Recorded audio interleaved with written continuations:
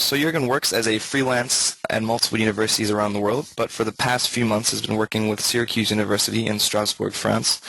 And his current work focuses on bridging the gap between the worlds of academia and activism, with activities such as organizing trainings and seminars, working with opposition groups in Palestine and Belarus, and frequently writing books and articles. His most recent book in English is called Experiments with Peace, Celebrating Peace on Johann Galton's 80th birthday, which includes a wide-ranging series of essays exploring issues such as the eradication of violence, conflict transformation, resistance to taxation for the military, global terrorism and global hegemony, nonviolent revolutions, and many others.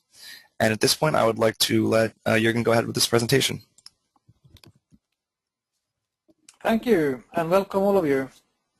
Today's topic is a very broad and huge one, but in half an hour I only have the possibility to give you a very short and summarized presentation. And if you have more questions or comments that you can't cover after my presentation, please use my email and I will try to reply as soon as possible to you. You see it on the screen now. In our history as human beings, there are a number of examples of successful movements of justice, and almost all of them have been using nonviolent techniques and civil resistance. Going back some 100 years, the struggle to abolish slave trade was a very important issue. In those days, the elite all around the world argued that slavery and slave trade was a necessary and important part of our economy. But some people opposed that, and they started a number of different activities, hiding liberated slaves, helping them in court cases, demonstrations, boycotts, and so on. And in the end, legal slave trade was abolished, a huge improvement for human democracy. We've also seen huge movements against specific wars. The war in Vietnam was not won on the battlefield. It was mainly in the US, but also in Europe, huge demonstrations that made it impossible for the politicians in the US to continue with the war.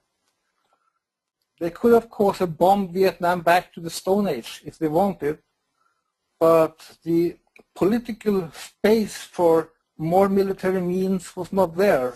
Too many people opposed it, and the Vietnam War ended. Also a huge improvement, if you ask me, for humankind. We have seen demonstrations for multi-party system, moving from dictatorships to democracy.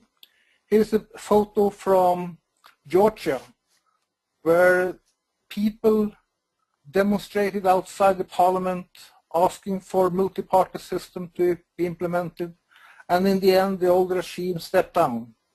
And the Indian case was the most famous one and best documented case, and it's been an inspiration for movements all around the world since the victory was won in 1947. And then we have movements against specific weapon systems. One of the recent successful stories is against the landmines, anti-personnel mines, where 1,800 NGOs argued and did actions against these inhuman weapons. And today they are illegal. Not every country has signed the convention, but enough states around the world have done so for it to be a binding legal document. It's not allowed to produce, store, or use any landmines anymore. We've also seen civil resistance used against occupation. In Denmark in the Second World War, most of the Jews were saved thanks to the civil resistance movement to smuggle them over to Sweden in small boats. Successful story, and if you want to read more, send me an email and I will give you some good books to read. And then, of course, against segregation. In the US, when Rosa Parks took the step of sitting up front in the bus, and that was illegal down in the South, she was one of the first ones to inspire thousands to follow her, and without her taking that step, it would be impossible to imagine Obama be elected to president in US. For the moment, there are struggles, as you have seen in the news recently, in North Africa and the Middle East, but also in Europe, in Belarus. This guy is a dictator in one of the former Soviet republics, but people are organizing against him, and there are a number of demonstrations. On December 19th last year, there was fake elections and people took to the streets and protested. There are still hundreds in prison, but the movement are reorganizing and planning for the next step in the liberation of Belarus, an ongoing case of civil resistance.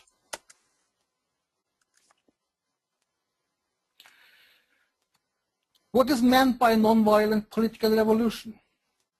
Well, I have some ingredients. The first one is, it is a changing of the leadership of a state. It's not necessarily a social revolution. It's not necessary that you change the whole structure of the society. Most of the cases we have seen in the last 3 decades is about the political revolutions, not the social ones. But it happens outside the constitutional frames. It's not through elections, it's not through the laws. It is people organizing from below against the elite and the leadership. It is used without armed violence by those who oppose the status quo, those who want to have change. Sometimes they are met with violence, but they don't fire back. This definition does not include anything about what sort of society we have before or after the revolution. It's just the process which is defined in this way. In Poland,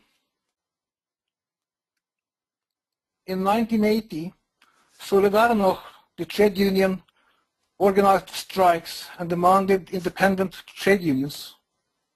9 years later, Lech Walesa, the man you see on the picture here, was elected to a president of a multi-party Free Poland, inspiring the rest of the Eastern Europe to follow.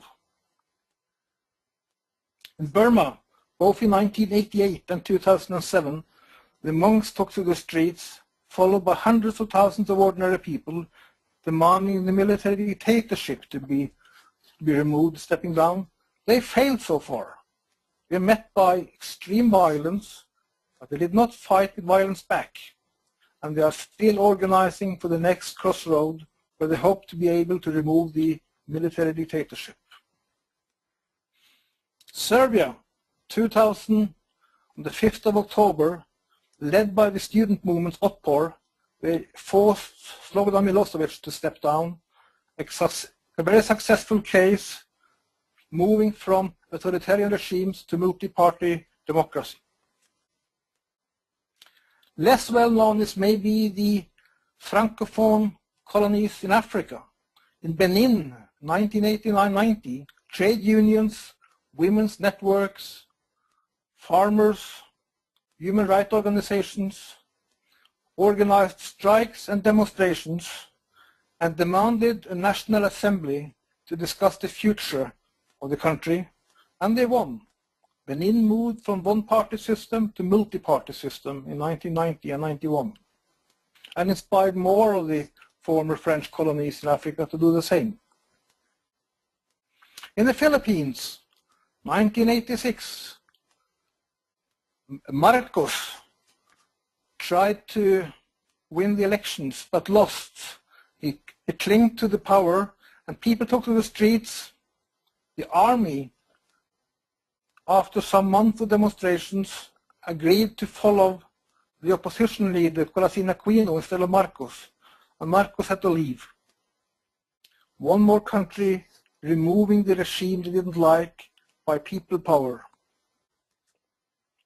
And recently, as we've seen in Tunisia and Egypt, very similar movements, organized masses of people on central places in the cities, demanding a new system.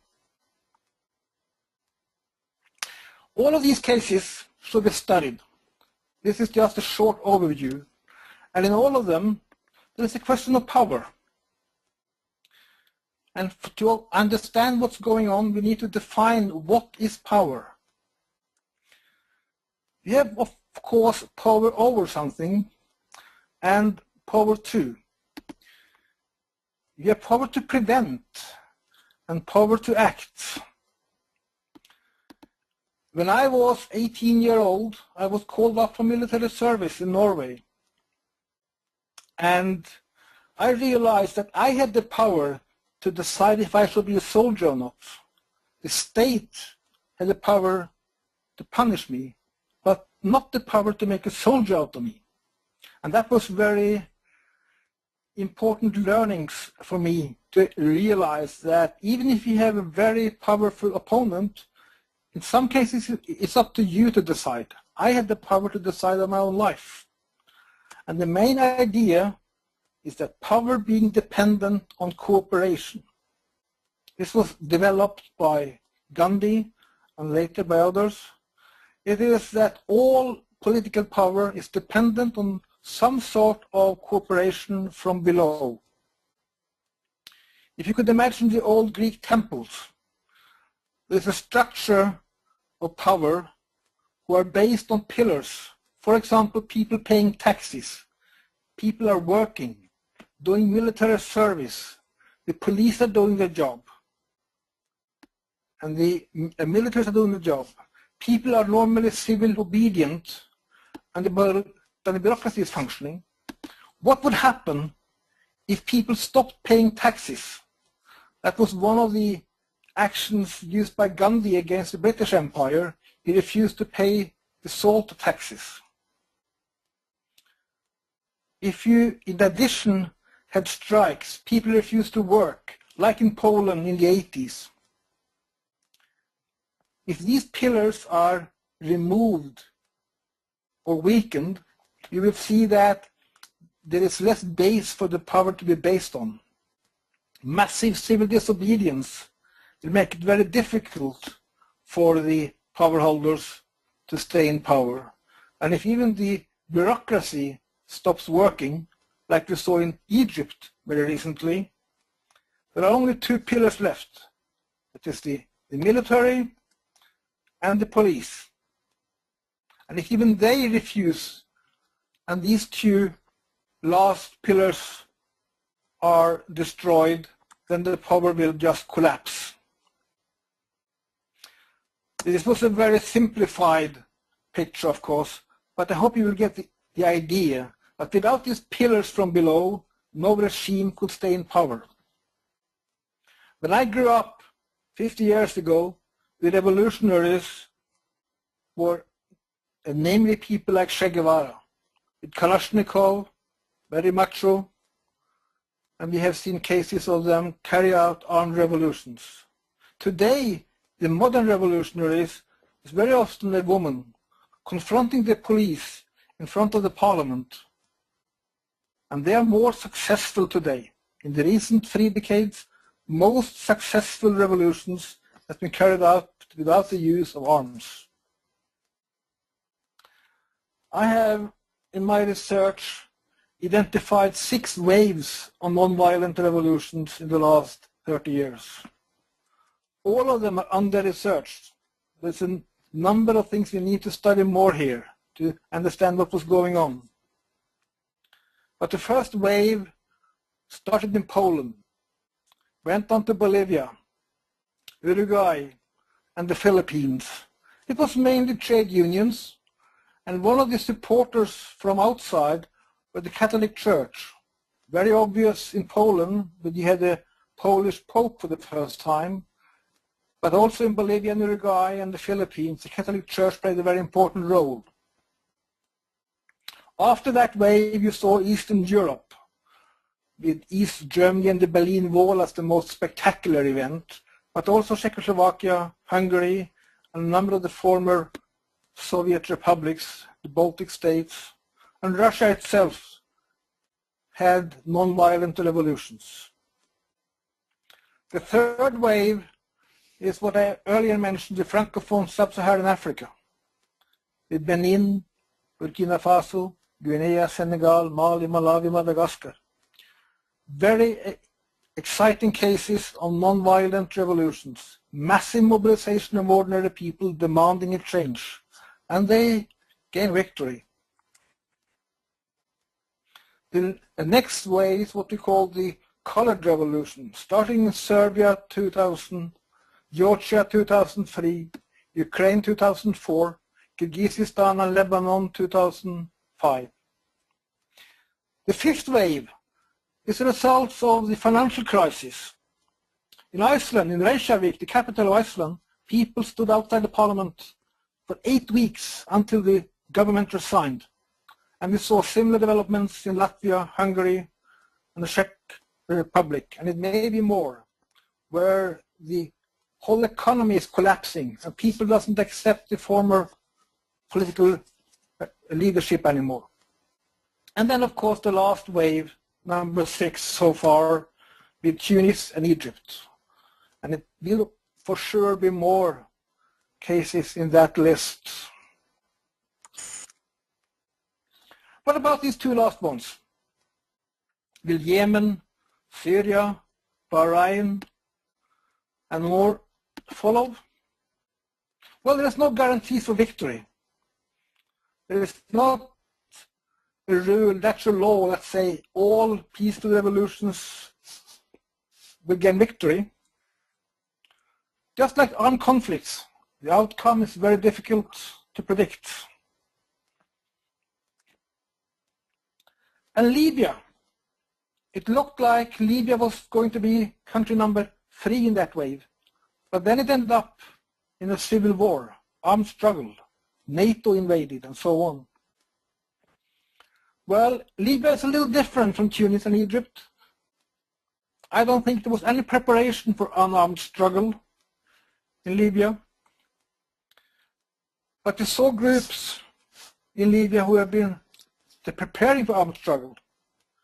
So they took the opportunity when the masses were out on the streets to fight back when they were shot at. In Egypt, the police also shot at demonstrations, but they didn't shot back. Maybe that was the turning point which made it possible for Egypt to win and for Libya to end up in a civil war. Today you have missiles and bombs, and that makes it extremely difficult for civil resistance to function. But are all these cases I mentioned successful stories? When I'm traveling around the world, people ask me, so what? It looks like most opposition movements have little preparations for taking power.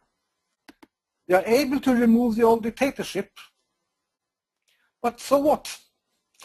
It's difficult enough to organize a movement, but in order to have a sustainable future, you must prepare for being in position, not only in opposition. You need to run the country. And we have seen too many cases where the movements have been successful in removing the old system, but not been good enough on running the whole country after the victory is won. So removing and building is obviously not enough to remove the old regime. How to build a better system? To what degree are the present movements occupied with these questions? How to implement human rights at all levels in the society? Is that done in Tunis today? Could we expect that to happen in Egypt? We don't know yet. How to teach conflict transformation to cope with the future conflicts in the country? How to reduce corruption? There are a number of questions these movements will face as soon as they are in power. And my feeling is that too few of them have been preparing for that situation, to secure a peaceful future. That is not an easy task. It's difficult enough to remove the old system, but how to replace it? That's an important question for me. So my conclusion so far, most successful revolutions are carried out without the use of weapons.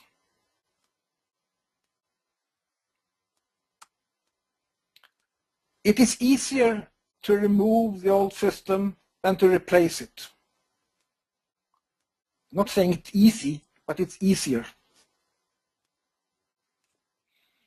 There's a lack of preparation for being in power. All these movements need to include preparation for the future in the struggle. There is no reason to believe that you need less training and planning for non-violent campaigns compared with armed struggle. Most armies will demand that you have at least 1 year of training before you could be an effective soldier. I would say the same for non-violent movements. There is a need for a lot of training in advance if you want to be effective and function well. And we don't see that. There's too little training, too little research, too little preparation and planning for these non-violent campaigns. And maybe that is one reason why they very often have serious problems when they are able to remove the old system. Non-violence must be developed and improved. Too many of these movements are just copying what was done earlier. A number of them are still copying Gandhi. And that doesn't make sense in 2011. Too many of them are copying what was effective and successfully done 20 years ago, 10 years ago. I will strongly argue that we need to all the time develop new tools, new techniques, new strategies, just like the militaries are doing. If you go into arms exhibition, you will every year see new development on techniques how to kill human beings. There's enormous creativity when it comes to killing people, and I don't see that creativity in these non-violent movements. It's not enough to study the past. That is important, but not enough. We need to develop these techniques. We need to train people in order to have the successes in the future. So this was for me a very short introduction to some of the basic experiences with civil resistance. I really hope that you would like to continue study, read more, watch movies, and if you are a student, take up some of these cases for your theses. Write about them, study them, and let us share the experiences we have. Okay, I'm open for questions and comments from all of you. All right, thank you so much, Jorgen, for your presentation. And now, just to remind everyone, there's two different ways that you can ask your questions for Jorgen. You can click the raise hand button, which you'll see on your toolbar in the top left-hand corner. And if you do that, please be sure to have your microphone or your telephone ready so that I can unmute you and you can quickly ask your question for Jorgen. And if you don't have a microphone, you can also type in your question into the questions tab. I see we already have a couple that are in there. And I'll go through and I'll read those out to Jorgen. And all right, so I see one person already has their hand up. Maria, can I go ahead and unmute you and see if you can ask your question? Hi, Maria. Yeah, I'm sorry if it was not, I didn't have any questions. I'm sorry. Okay. Okay, that's all right. I will go to the next person then. Ali, can you hear me?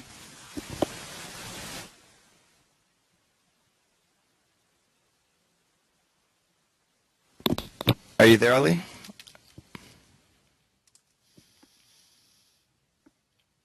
Okay, let's try somebody else. Next person is John. John, please go ahead with your question. Okay, can you hear me? Can you hear me? Yes, we can hear you. Yeah. Can you just speak a little bit louder, please? Yes, I'll speak up. Jorgen, if we go straight to the difficult question about Libya, is there any way or an example of how to move from a destroyed nonviolent approach into nonviolent approach? Can you sort of undo the militarization of a rebellion like we see in Libya? I think it's possible, John, but it's not easy. Of course, you first need a ceasefire to stop the bombing and the missiles. And then you need training and planning, negotiations. And that's not done overnight. It's very complicated, and it's more complicated for every day they are bombing. I mean, the problems are growing, and the division lines inside Libya are growing in numbers. So I don't have any cases where we have seen that happening. The only possible parallel would be Serbia. When NATO was trying to remove Milosevic in 1999, they bombed all of Serbia for 3 months. The result of that was a united opposition. And it took the movement inside Serbia almost a year to come back and start organizing for the non-violent takeover, which they managed in the fall of 2000. And something like that could possibly happen in Libya as well, but I'm afraid there is too few groups with knowledge in Libya,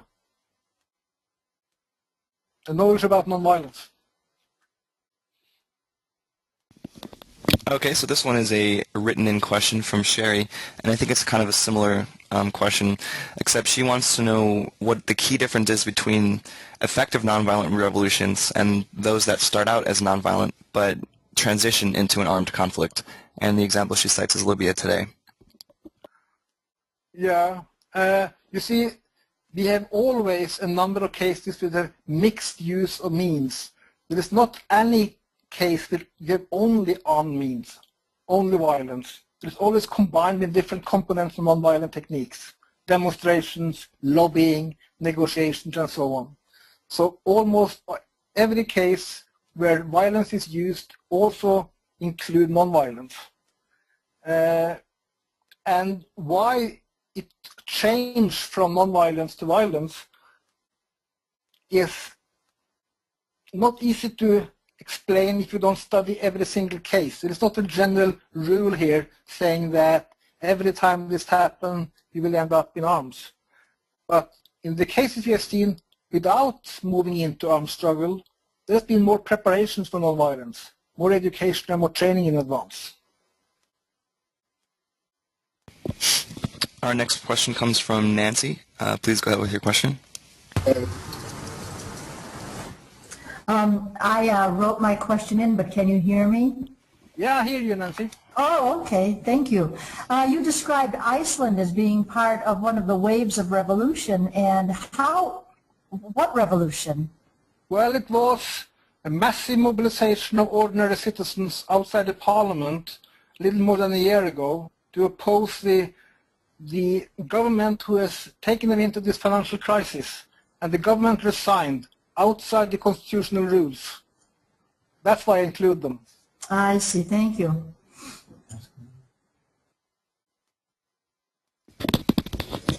Okay, our next question comes from Sandhya. Sandhya asks that you said earlier that the nonviolence movement is a process without focus on the before and after, and you concluded with discussion about being prepared to set up a functional society after civil resistance. And so she's asking, are you saying that the process, in quotations, needs to be renewed? I think the process needs to be developed. We need to include more planning for the future in the process. It should both be to remove the old regime and to replace it with something better. Too many focus only on the first part. So the process needs to be expanded to include the building of a new society as well. Okay, it looks like our next question comes from Ali. Let's try again with Ali's question. Are you there, Ali? Okay, it looks like he also typed it in. So Ali is asking, Jorgen has mentioned 6 pillars on which a state stands as an effective movement, what pillar should we start out with? With color. I didn't got that question, sorry. Sorry, you mentioned that there were 6 pillars. Oh, column. Oh, yeah, pillars. Which, Well, I only say that there are a number of pillars, and to illustrate, I mentioned 6 of them. In every society, there are many more. And this is very important to identify for any movement to want to remove an old regime. That is to identify the most important pillars who are supporting the system. That could be the taxation system. It could be the ordinary obedience. It could be that people are working, so you need organized strikes. This will depend on which society we are talking about. It will differ from case to case. But you need to do the homework of identifying these pillars and then try to find out how to remove them or make them weaker. Okay, our next question comes from Eric, and Eric says, you spoke of the need for training and the lack of being prepared for building the society once victory is achieved. Isn't this why Gandhi pushed for and emphasized his constructive program? And this is something that he sees overlooked and wants to know if you know of any constructive programs around the world right now. That's a very good question. And Gandhi really tried to include the constructive program. And too few people have picked up on that idea after him. I also want to add that Gandhi was not very successful because India turned out to be a very ordinary state after the liberation in 1947. Militarized state, today they have nuclear weapons and so on. But Gandhi's own evaluation was that you should have put more emphasis on the constructive program. And when I look around my situation today, there are very few movements for taking the constructive program idea seriously. I'm always arguing you need to put more emphasis, more planning into the constructive program idea. It's not very many large-scale movements doing that today. It was partly done in South Africa, where ANC, who used both violence and non-violent means, at least trained people to be in power when they could win the elections. But on the present movements, I don't know very many of them doing that. And I hope that is one of the things you will see change in the future, that more people take up the idea of planning how to organize and run the country.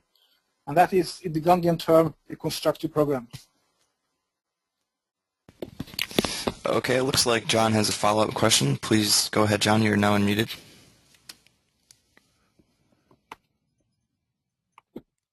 Hi, John. Was that me? Yeah, that's you, John. I don't think I... Okay. If you go back to Gandhi again, I mean, Gandhi wasn't very happy, as you said, about what happened in India, and he said that they never followed my advice. What went wrong? Well, most of the leadership of the Indian National Congress didn't like his ideas about base the economy on the village system. They want high level of industries. Both Nehru, who became the prime minister, and other people argued against him. So it was only his close followers who stayed in the ashrams and started the spinning wheel and worked on these ideas. He was not able to convince the new leadership that his ideas was the best ones. And as you know, he was killed 1 year after the liberation, so he didn't have very much time to do more on it. But he was, in his last text, he was very disappointed about the development, that the new leadership did not take him seriously when it came to the constructive program.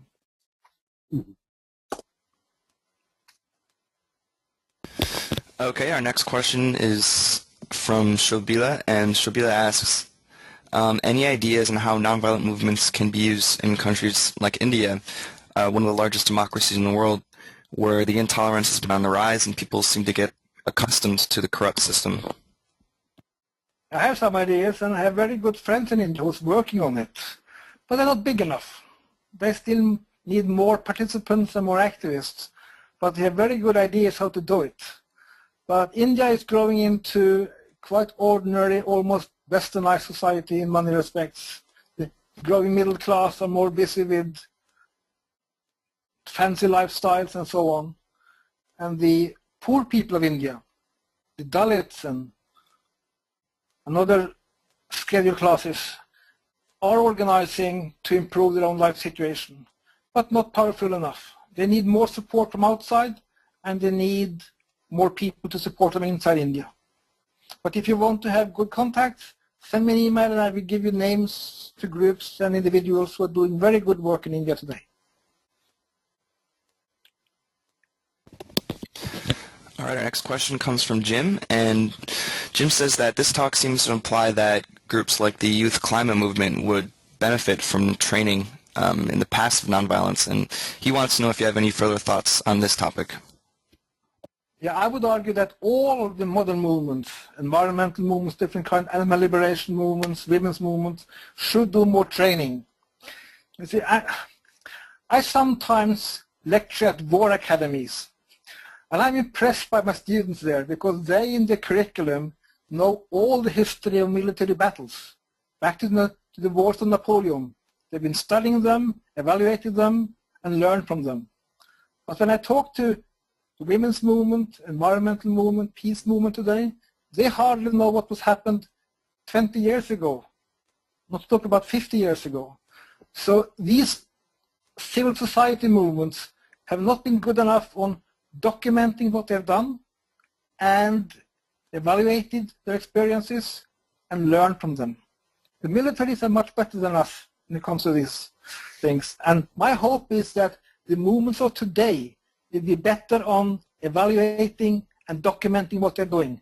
So the next generation of activists can learn from what's going on today. That's my hope. And make it available on the net, all your experiences, not only your successful stories, but also when you do stupid things and mistakes. Document it and tell us about it so we could learn not to repeat your mistakes, but learn from your success stories. Okay, and along those lines, Darren Cambridge has asked if there are any elements of the constructive program in the global environmental movement, and if not, if there are any other modern nonviolent movements you could think of that have successfully incorporated the constructive program into their struggle. I think part of the environmental movement are working against the large-scale industrial agriculture system, and they start organic farming. They have come up with better products, locally grown, without fertilizers and poison, and that is to be seen as a constructive program idea, not to only complain about what's wrong, but to do it better yourself. Or when you come to energy, those who oppose nuclear power stations are today focusing on building windmills, or wave power, or sustainable power structures. That is the constructive way of thinking for the environmental movement. And I want to see much more of that, for more movements and more questions. But the environmental movement is quite good on it compared to the peace movement, who are mainly opposing what they don't like and not coming up with good alternatives.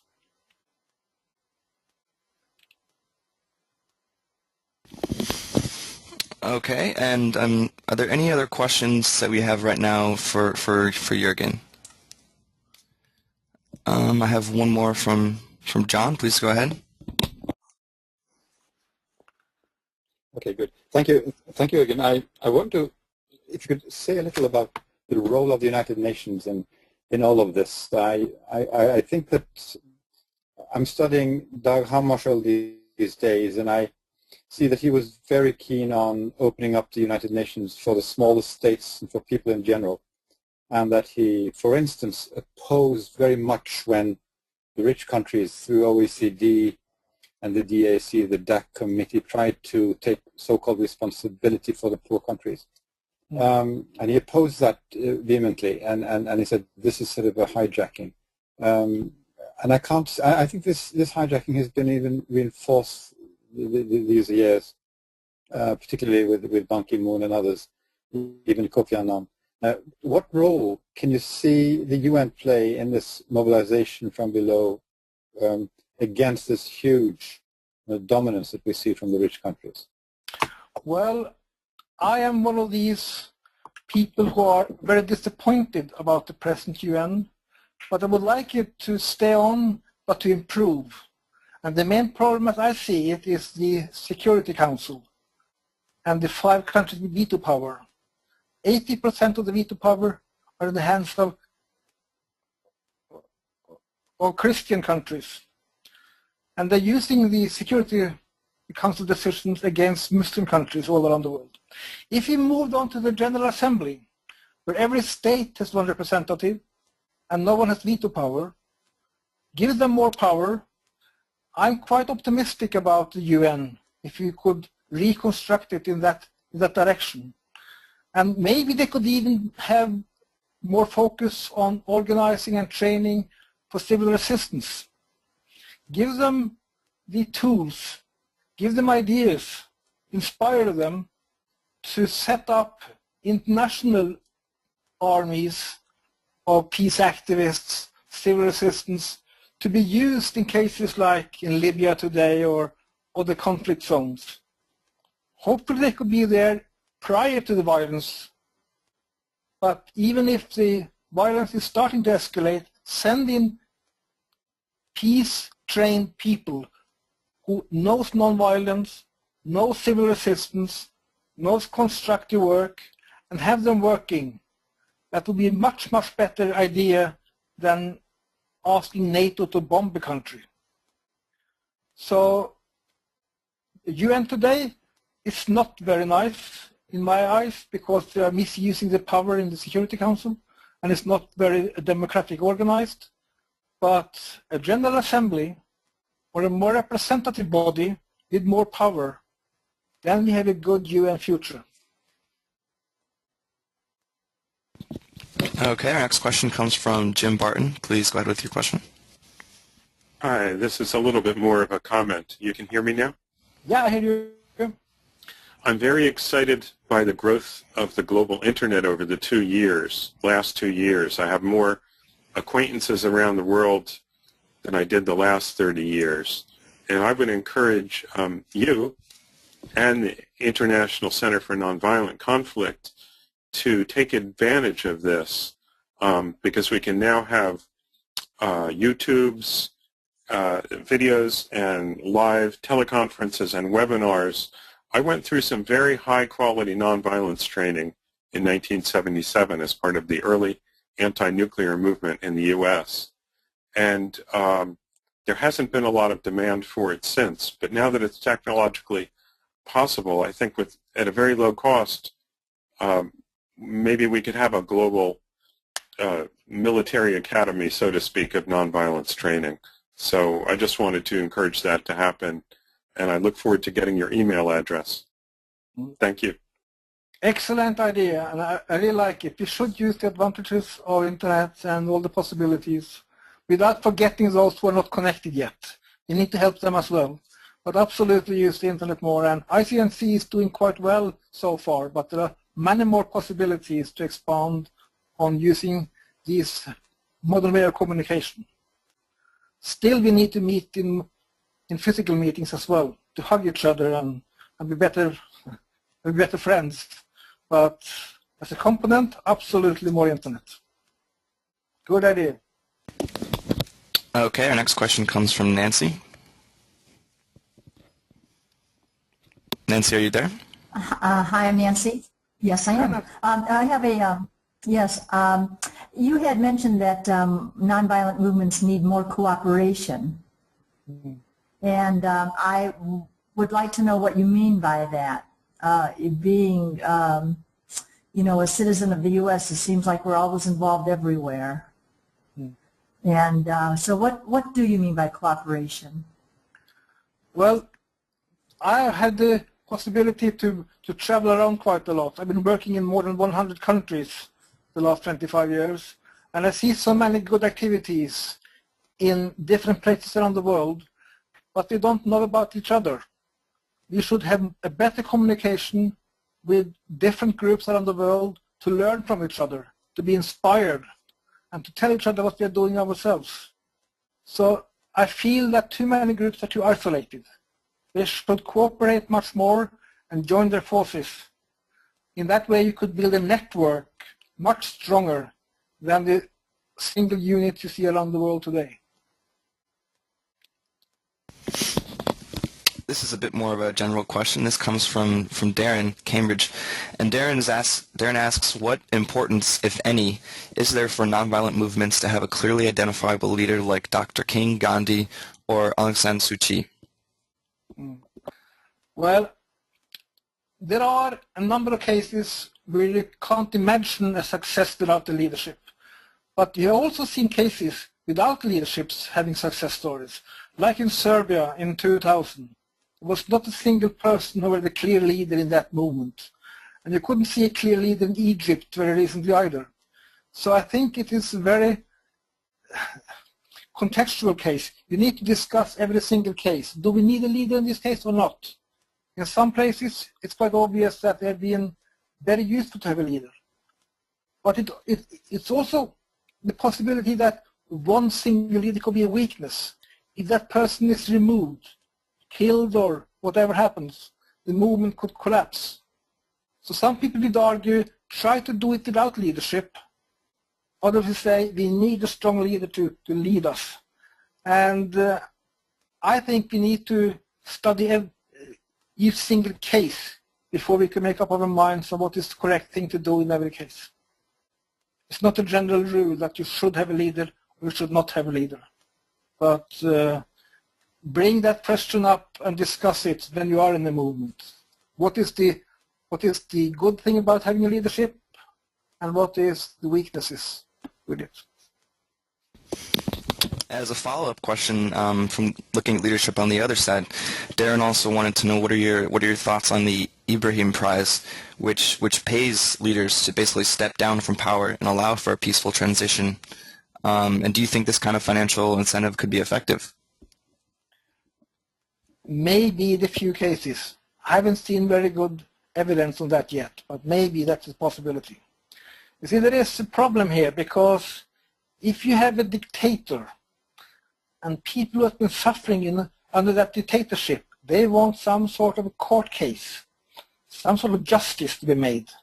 And to give them money is not fulfilling the need to bring justice. But I'm open to discuss it. Absolutely.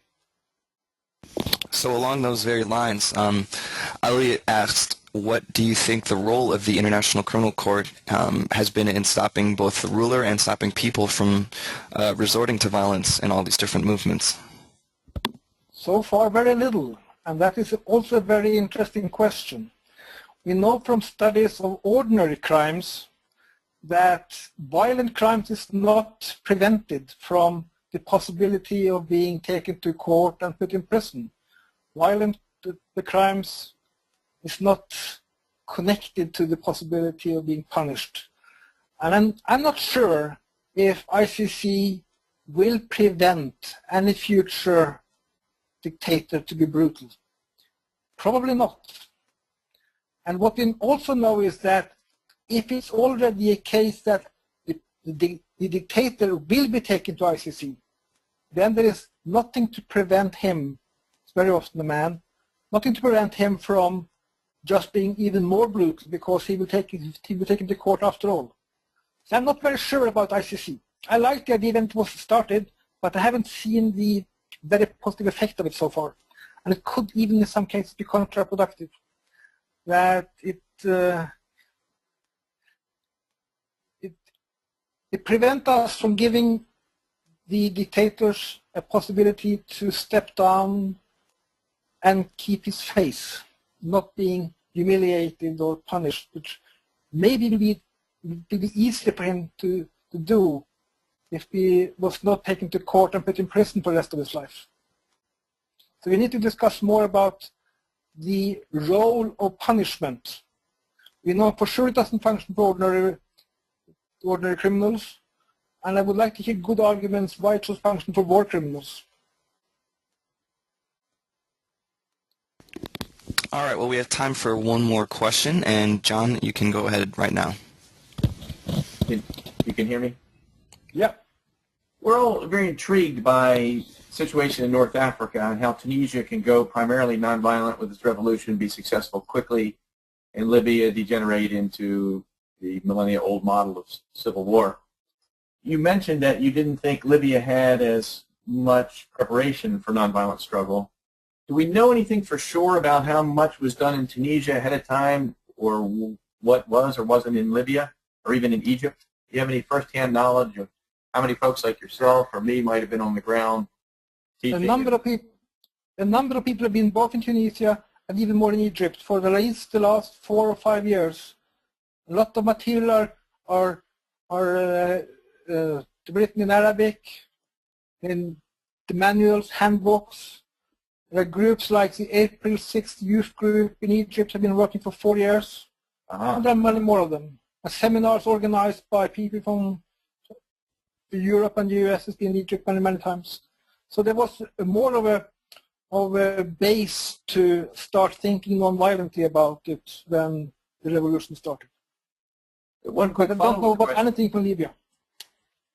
Almost nothing from Libya. Is there a demand for teaching the kind of things you're sharing today in many places? You've been to 100 countries. Yep. Is there a call for this? Absolutely. In a number of places, I have more demands that I could fulfill.